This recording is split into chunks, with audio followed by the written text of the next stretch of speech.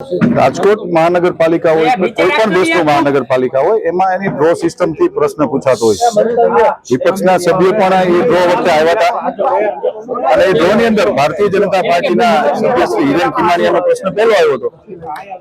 સારો પ્રશ્ન હતો, રોડનો પ્રશ્ન હતો। જે વિપક્ષ જે પ્રશ્ન ઉઠાવતા હતા એ જ પ્રશ્ન મેં લોકોએ પણ ઉઠાવ્યો હતો।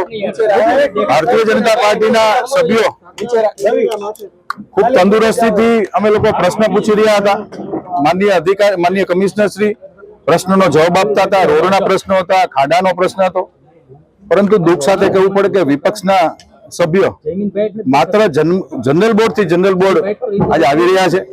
પૂરા 4 સભ્યોમાંથી એ લોકોનું 4 સભ્યોનું સંકલન નથી। એક સભ્ય બેનશ્રી સહી કરીને વયા જાય। આ રાજકોટની કોંગ્રેસની હાલત છે। હું રાજનીતિક વાત મારે કરવી નથી, કારણ કે રાજનીતિક ચુનાવના અખાડાની અંદર રાજકોટ મહાનગરે એને 4 કોર્પોરેટરો ખાલી કોંગ્રેસને આપ્યા છે।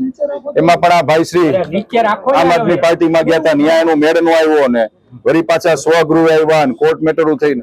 એટલે દુઃખ સાથે કહેવું પડે કે ખાલી જનરલ બોર્ડમાં પ્રશ્ન ઉઠાવે છે। માનનીય મેયરશ્રીને ક્યારેય એ મળવા નથી આવ્યા કે એને કોઈ દિવસ ક્યારેય વસરામ સાગઠિયાએ ક્યારેય કોઈ દિવસ પ્રજાના પ્રશ્નો ઉઠાવ્યા નથી, માત્ર મીડિયાની હાઇલાઇટ।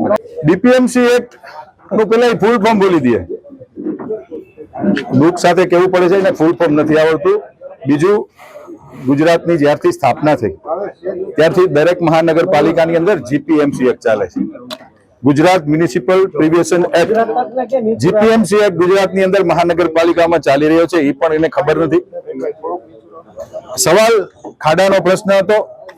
રાજકોટમાં જરૂરિયાત કરતા વધુ વરસાદ આવ્યો છે।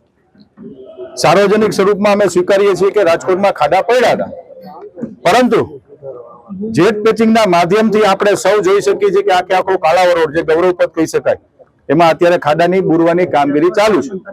52 રાજમાર્ગો રાજકોટ શહેરના છે, પેલા 52 રાજમાર્ગો અમે ખાડાના જેટ પેચિંગના માધ્યમથી ખાડા બુરવાના છીએ અને પછી વોર્ડવાઇઝ અમે જવાના છીએ। ડામર અને પાણીને વિરોધાભાસ હોય છે, એના કારણે ખાડા પડ્યા હતા, પણ એ સ્વીકારીએ છીએ।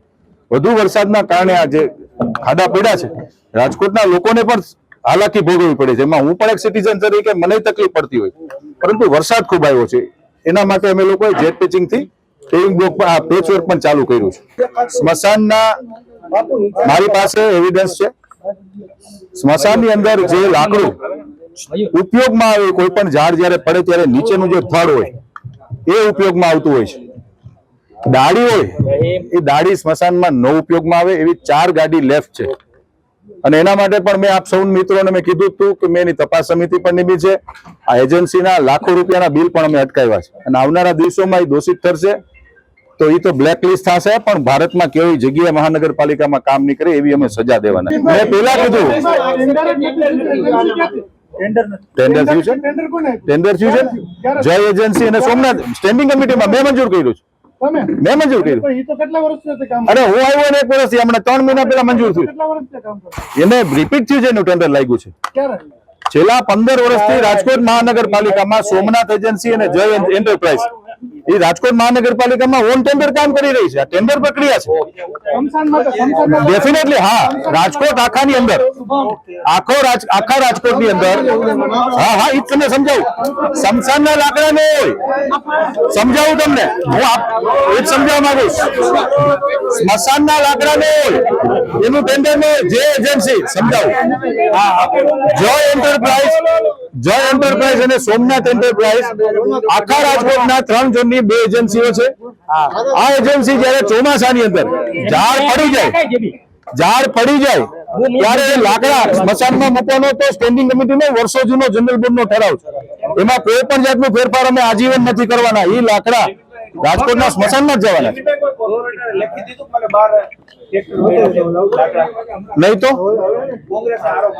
ના, મારા સુધી નથી આવ્યું।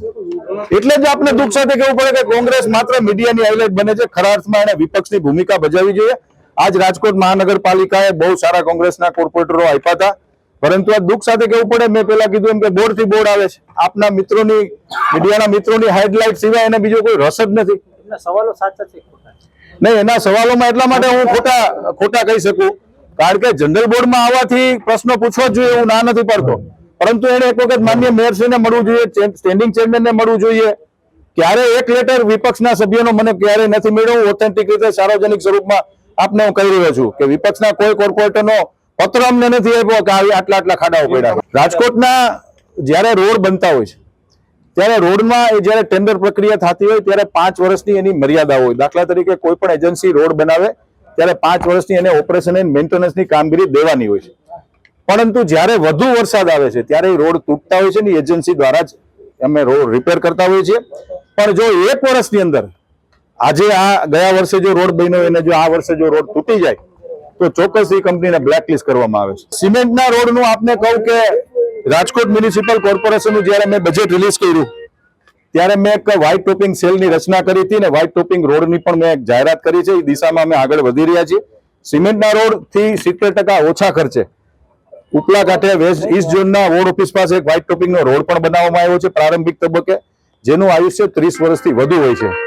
પરંતુ જ્યારે એ રોડ બની જાય છે અંદરની ઇન્ટરનલ એની ડ્રેનેજની લાઈન પાણીની લાઈનો જો બન્યા પછી વ્હાઇટ ટોપિંગ રોડ બનાવવામાં, કારણ કે તૂટ્યા પછી રિપેર નથી થતો.